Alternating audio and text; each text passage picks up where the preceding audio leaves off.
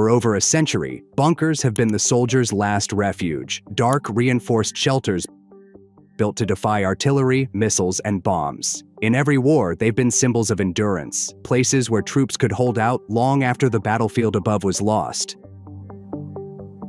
But on today's drone-dominated front lines, that old promise of safety is being torn apart.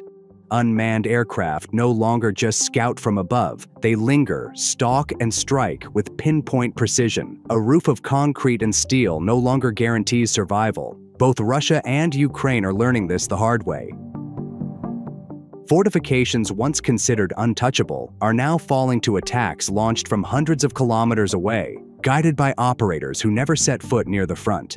The result is a battlefield where the walls don't just close in, they collapse. Stay tuned for details.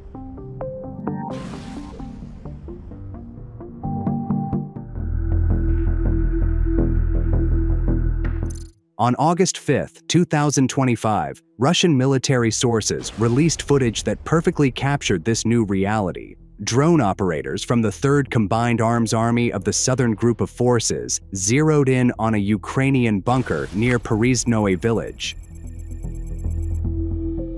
From the first frame, it was clear this wasn't random fire. It was a deliberate hunt. The drone circled, adjusted, then dove. The explosion tore through reinforced concrete, sending dust and debris billowing into the air. In seconds, a structure designed to outlast the fiercest bombardments was reduced to rubble. This wasn't an isolated hit. It was just the latest in a series of methodical Russian strikes against Ukraine's fortified positions.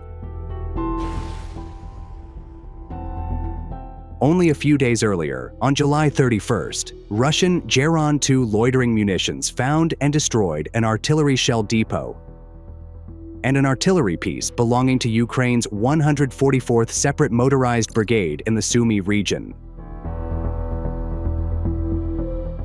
And on July 30th, Russian intelligence tracked down a Magyar drone operator base in Zaporizhia. What followed was a surgical strike using a Russian KVN drone. The target? Their drone control center and ammunition storage site. The result? A massive secondary explosion that lit up the night sky and left nothing but wreckage. This is the new face of war. Battles waged not with massive tank columns or swarms of aircraft, but with unseen operators guiding precision drones from miles away. Ukraine, for its part, has been just as eager to show it can strike deep. On August 3rd, Ukrainian drones pulled off a daring night raid on the Russian-occupied Saki Air Base in Crimea. Their target? Russian aircraft and assets hidden inside what were thought to be impenetrable reinforced concrete bunkers. The result proved otherwise: several planes destroyed or damaged. In other words, both sides are showing the same message. Nowhere is truly safe anymore.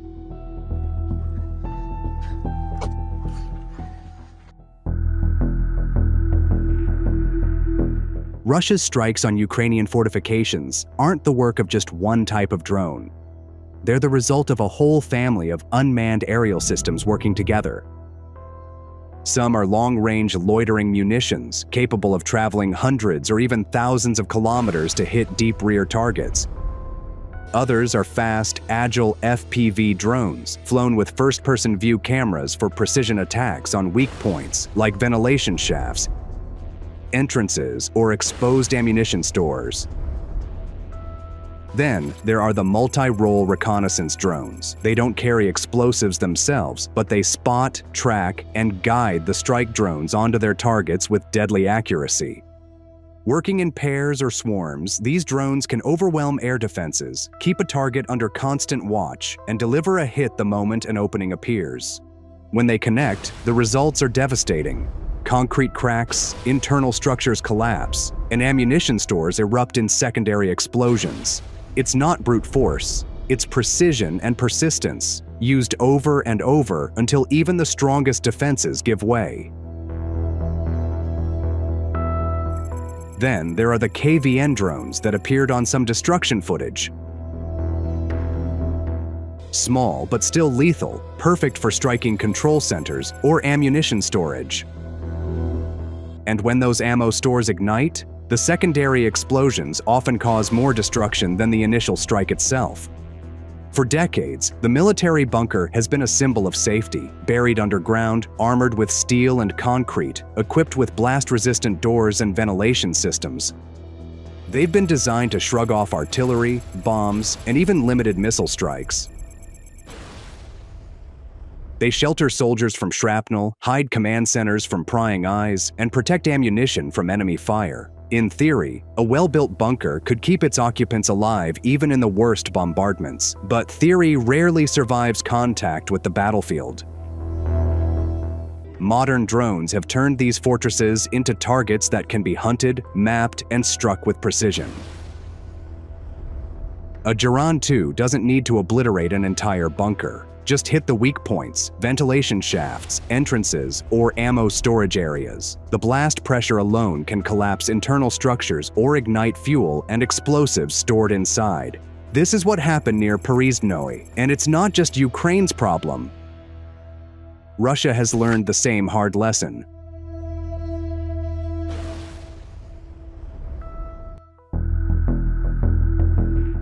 When Ukrainian drones breached Russian bunkers at Saki Air Base, Moscow got the same wake-up call Kiev had been getting for months. Russia began fortifying its air bases and bunkers with even thicker concrete, added earthen berms to absorb blast waves, and introduced camouflage to fool targeting systems. But even the strongest fortifications can't promise invulnerability. Why? Because drones change the game. They don't have to fight through the front line. They don't care about distance, and they don't get tired. They can circle silently for hours until an opening appears, and then strike with surgical precision. For Ukraine, this means relying solely on bunkers is no longer an option. Fixed defenses must now be paired with active countermeasures. Mobile air defense units. Electronic warfare systems to jam drone signals, decoys to mislead targeting, and rapid relocation of assets. In short, survival depends on movement and deception as much as on concrete and steel. That's all for today. Thanks for watching.